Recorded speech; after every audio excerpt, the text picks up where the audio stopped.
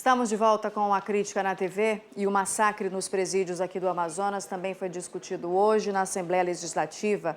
Os deputados querem convocar autoridades de segurança para mostrar a real situação das unidades prisionais. Vários deputados usaram a tribuna para comentar o massacre no sistema penitenciário nos últimos 2 dias. A Comissão de Direitos Humanos da Casa entregou um requerimento à mesa diretora, pedindo a presença dos secretários de Administração Penitenciária e Segurança Pública na casa. Para a gente ter certeza desse relatório, realmente o que aconteceu, o que não aconteceu, quais são as facções, se foi briga interna de facções, se o governo reconhece ou não reconhece essas facções. Então, tudo isso nós queremos que ele traga para a gente e, inclusive, informações. Quantos presos o Estado tem hoje realmente no presídio feminino, masculino, quem está na provisória, quem não está. Quantos estão custodiados para o Estado? Então, nós queremos as informações. O presidente da Assembleia, que chegou a ser o governador interino nos momentos iniciais da crise, afirmou que até agora as principais medidas foram adotadas. Disse ainda que o Poder Legislativo também tem papel fundamental para encontrar soluções para o problema. E nós temos comissões técnicas aqui para atuar nesse caso. A Comissão de Segurança e a Comissão de Direitos Humanos. Então a Assembleia se fará presente não só fora da casa, como também vamos trazer essa discussão para dentro da casa. Este parlamentar é a favor de uma mudança mais profunda no sistema penitenciário. Que é bom lembrar que a ordem para a matança ocorrer em Manaus partiu de um presídio federal em outro estado. Então, a falência é mais ampla do que a gente imagina. E isso deve alertar todas as autoridades de segurança, sejam as autoridades locais como as nacionais. Então é preciso cada um ver de que forma pode ajudar no sentido de tudo isso se resolver mais rapidamente. A vice-líder do governo na Casa Legislativa disse que, apesar da resposta rápida nas primeiras horas do domingo e as ações adotadas até aqui, o Estado ainda precisa colocar outras medidas em prática. É preciso ver a situação dos servidores. A gente tem aí os servidores, os agentes penitenciários, que têm os pleitos deles e são pleitos muito válidos. A gente tem a melhoria desse sistema de vigilância, de monitoramento, o que se pode aperfeiçoar. A gente tem que enfrentar também de forma muito aberta esse contrato, ver qual é o serviço que está sendo prestado pela empresa dentro das unidades prisionais e, acima de tudo, a gente precisa garantir a segurança da população como um todo.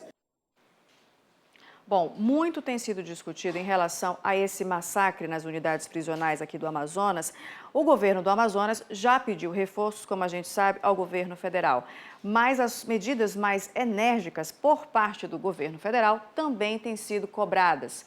Uma dessas medidas, por exemplo, seria a volta dessa discussão do pacote anticrime apresentado pelo ministro da Justiça e da Segurança Pública, Sérgio Moro.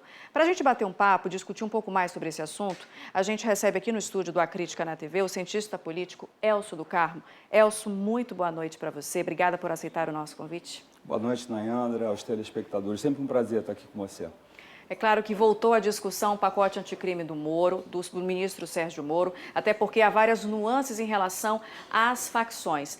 Mas só para a gente atualizar o pessoal de casa, em que pé está o pacote anticrime lá no Congresso? Veja bem, houve uma certa ciumeira. O telespectador deve concordar que a violência toca a todas as classes sociais, independente de lugar que mora. É algo que o Brasil sofre. E o presidente Bolsonaro foi eleito também com esse discurso de diminuir a violência. Logo que tomou posse, nomeou os ministros e o ministro Moro apresentou em fevereiro um pacote anticrime. O problema é que outros pacotes e outros projetos já tramitavam no Congresso Nacional.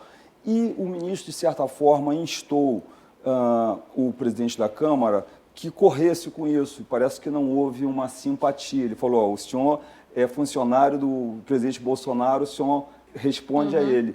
E aí foi criado, para o telespectador ter uma noção, foi criada uma comissão para analisar o projeto e verificar até que ponto algumas propostas poderiam se juntar com uma proposta já existente da lavra do ministro do Supremo Tribunal Federal, Alexandre de Moraes. Bom, a gente sabe que o relator do grupo de trabalho que tem analisado aí esse pacote anticrime do ministro Sérgio Moro, ele deve apresentar nesta quarta-feira um relatório aí sobre esse assunto. Ele acredita que o texto, inclusive, pode ser aprovado logo, tanto no grupo de trabalho quanto no plenário da Câmara. Qual é a sua opinião sobre isso? Eu acredito, se você observar, Nayandra, há quase que um monocórdio nesse momento. O discurso único. Que discurso é esse? Reforma da Previdência. E aí eu entendo que o próprio governo não vai querer arriscar momentos de tensões que vão ocorrer nesse pacote, né, na discussão do pacote anticrime, que podem refletir numa votação não tão favorável, porque é bom que o telespectador tenha consciência, o pacote do Moro, do ministro Moro, ele trata de legislações infraconstitucionais. Então, até o quórum para aprovação é menor. O pacote da Previdência é uma reforma constitucional, precisa de 308 votos. Então, o governo não sabe ainda se tem esses 308 votos e não quer tensionar. Eu acredito que não vai ser votado ainda esse semestre. Vamos ver, ainda que a população clame por isso. Mesmo com essa onda de violência nos presídios daqui das unidades do Amazonas, isso não deve forçar nada, isso não deve forçar nem um pouco mais uma discussão mais aprofundada em relação a isso, Elcio? O que ocorreu aqui no Amazonas foi algo dramático, principalmente para nós amazônidas, né? Eu não sei se São Paulo, Rio de Janeiro, se o Congresso Nacional vai se sensibilizar a ponto de acelerar o projeto. Essa discussão também. Sim. Agora, o pacote anticrimes, ele também, assim, embora ele tenha sido muito pedido, né, pela população, sim, assim, é um clamor da população, mas sim. ele também tem sido muito alvo de críticas, principalmente em relação ao endurecimento de penas, que pode causar aí a superlotação carcerária e também fortalecer as facções, que é exatamente fruto dessa rixa entre facções que gerou aí esse massacre nas unidades prisionais. Eu gostaria de saber, o nosso telespectador de casa, qual é a sua opinião aí, qual é a leitura que o senhor faz disso? Tua colocação foi precisa, Nayandra. Se o telespectador for observar, nenhuma dessas facções que tem por aí, que todos nós conhecemos, Família do Norte, Amigo dos Amigos, PCC, enfim, nenhuma delas foi formada no barzinho da esquina. Elas foram formadas dentro do presídio. Então, quanto mais pessoas, principalmente aqueles que praticam o furto, o ladrão de galinha, quanto mais pessoas estiverem dentro do sistema prisional, mais soldados são convocados para fazer parte dessas facções. Então, nesse aspecto, apenas o endurecimento das penas não resolve o problema da violência no Brasil. Eu lembro que o Brasil é campeão mundial de homicídios. Sim. Não tem nenhum país que tenha matado mais pessoas em 2017 do que o Brasil. Em termos proporcionais, nós somos o 5º no mundo. Então, isso choca a população. No pacote, assim, só para a gente encerrar, não há mudanças muito significativas, né? No pacote apresentado pelo ministro? Eu entendo que não. Na verdade, há um endurecimento da pena. Ele tenta levar que alguns contraditores nem gostam muito a audiência de custódia para a lei, que agora, até agora é uma decisão do CNJ. É mais endurecimento, eu vejo mais nesse mais sentido. endurecimento. Sim. E a gente tenta resolver um problema aqui e aí gera outro problema ali. Com certeza. Bom, a gente recebeu o cientista político Elcio do Carmo. Muito obrigada pela sua participação aqui no A Crítica na TV. É sempre um prazer recebê-lo. Sim, um abraço. Muito obrigada. E a gente vai agora para o resumo de notícias.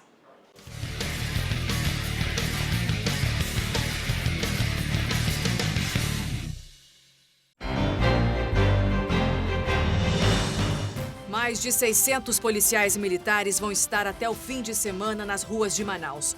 A operação Fecha Quartel da PM pretende atuar ostensivamente em toda a capital para reduzir o número de roubos e furtos nos bairros. Além das tropas que já atuam normalmente, foi convocado o efetivo extra das áreas administrativas para o patrulhamento. Vai ser interditada a partir desta quarta-feira uma parte da rua Virgílio Ramos, no bairro São Raimundo, zona oeste de Manaus. O motivo são obras do Prosamin, que devem durar até a primeira quinzena de julho, quando o tráfego deve voltar à normalidade. E o ex-prefeito de Caapirangas, Ilmar Salles, teve hoje as contas de 2014 e 2015 consideradas irregulares pelo Tribunal de Contas do Estado. E vai ter de devolver aos cofres públicos em torno de 25 milhões de reais. A medida ainda cabe recurso. E o vice-presidente da República, general Hamilton Mourão, chega a Manaus nesta quarta-feira para participar de uma solenidade no Centro de Instrução de Guerra na Selva, o CIGS. Parte da comitiva do vice-presidente já está aqui na capital amazonense. A última passagem dele por Manaus ocorreu no dia 29 de março, onde recebeu a medalha Grandes Amazônidas, honraria concedida pela Associação Panamazônia. Ele também palestrou na Federação das Indústrias do Estado do Amazonas. Mais detalhes sobre esse assunto você acompanha no portal acritica.com. Depois do intervalo, você vai saber como vai ser a reposição das aulas dos alunos da rede pública de ensino após a greve dos professores. Agora são 7h52, a gente volta já já.